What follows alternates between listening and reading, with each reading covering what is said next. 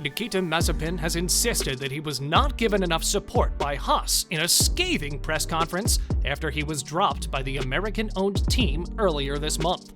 The 23-year-old, who hails from Moscow, drove for Haas in 2021, but was quickly relieved of his duties in advance of the new campaign in the wake of Russia's ongoing invasion of Ukraine. Haas responded to the news of Russia's military incursion by making the decision to terminate their lucrative sponsorship agreement with Russian potash firm Uralkali, which was largely responsible for Mazepin's place on the grid. The company is part owned by Mazepin's father, Dmitry, who funded his son's F1 seat and was reportedly called into a Kremlin meeting with Vladimir Putin to discuss financial sanctions against Russia last month. The team's decision to end their partnership with Uralkali also saw Mazepin dropped as a result of the withdrawal of the funding required to maintain his position in F1. He went on to criticize Haas in a press conference on Wednesday morning by accusing them of failing to support him and keeping him out of the loop with regards to whether or not he would be allowed to compete. There is no legal reason to terminate the contract. I was relieved to see that the FIA allowed us to start in neutral colors. I was hoping to drive. Quote, but everything changed and I lost the dream I had been working for 18 years. I heard about my kick from Haas, like everyone else, from the press. I didn't deserve it. I was very disappointed with how it was played. I hadn't been worried since I left Barcelona after last month's 3-day test. Mazepin also insisted that he will have no grievances with the driver that is eventually selected by Haas to fill the vacancy left by his departure over the coming days. Quote, I wish all the best to the drivers who will replace me. They have nothing to do with the existing situation, he added. He then refused to dismiss the idea of a potential return to F1 if the opportunity presents itself in the not-too-distant future. Quote, F1 is not a closed chapter for me. I will be ready to race in case there is an opportunity to return, said the Russian. Reserve driver Pietro Fittipaldi has often been put forward as the most likely candidate for the role, but the team have already underlined their desire to appoint a driver with no shortage of previous experience in the sport. The likes of Nico Hülkenberg and Antonio Giovinazzi have been linked with the vacant Haas seat in recent days, while the return to the fold for Kevin Magnussen could also be in the cards. The latter drove for Haas between 2017 and 2020 and is said to be among the handful of names under consideration for the position behind closed doors, according to Extra Bladette. Ahead of the 2021 Formula One season, Haas signed Uralkali as their new title sponsor, and with that announcement came the confirmation that Nikita Mazepin would join the team as a rookie driver.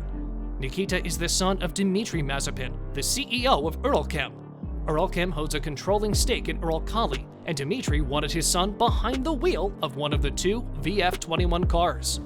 The move was widely criticized, not only because of Mazepin's checkered past off the track, but because of the fact that there were far better and more talented options available. However, in need of funding, Haas went with Dmitry's money and placed Mazepin Jr. alongside fellow rookie Mick Schumacher. But apparently, Mazepin Sr. didn't expect it.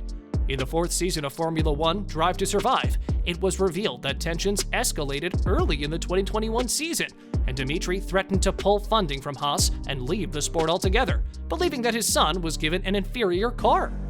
Quote, if it doesn't change, I will send an official letter that we stop financing and stop racing. It will be a huge problem with the money, and they will decide what to do because we will not keep this let's try. We already tried 3 races, and if we remove the Uralkali, we stop racing. Switch the cars. Everybody knows that someone has an advantage. It's the same car. As much as you believe it's not, it's the same car. Steiner did confirm that one of the team's 2 chassis was heavier than the other, but he also mentioned that it had been rotated between the 2 rookies.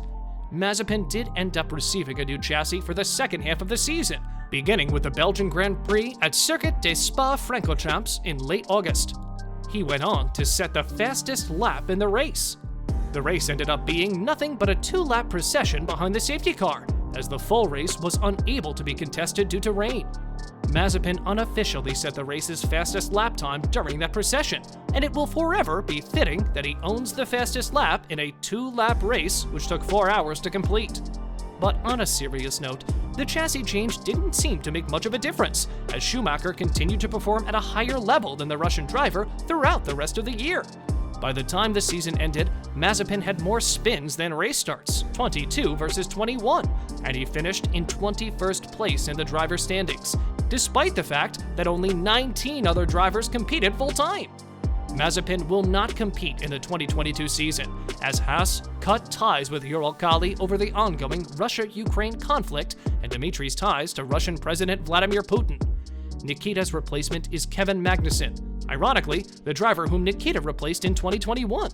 Nikita Mazepin says he doesn't trust Haas to provide him with a safe car, and so would not drive for the team again in the future, despite considering legal action over his contract termination.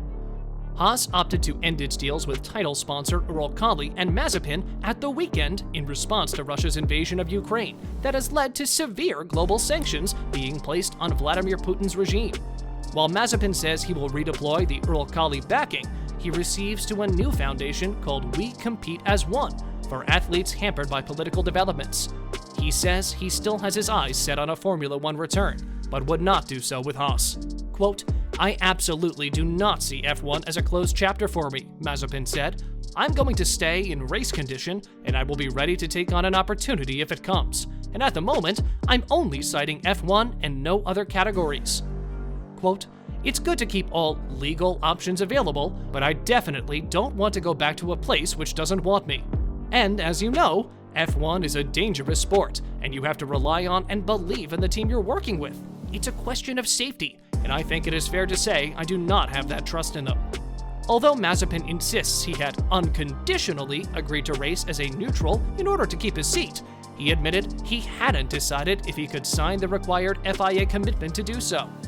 Quote, "The night before my contract had been terminated, there was an additional letter that had been made, and by the time we were processing that letter and looking at options, because there were a lot of clauses in it, the next morning I received a termination in my contract, so there was no time to even say yes to it." There has been two stages in the decision of allowing Russian athletes to compete. Firstly, when there was an online voting held by the FIA where everybody has had a say, where they have ruled that drivers can compete from those countries if they are neutral. This I am ready to agree with, and I was ready to consider myself neutral and compete. Then, if we go to the second time, when they have added an additional letter, which I had to have it signed, I did not even start looking at it because my contract has been terminated. Thanks for watching, guys. If you enjoyed this video, smash that like button, subscribe to the channel, and turn on post notifications to see more of our future videos.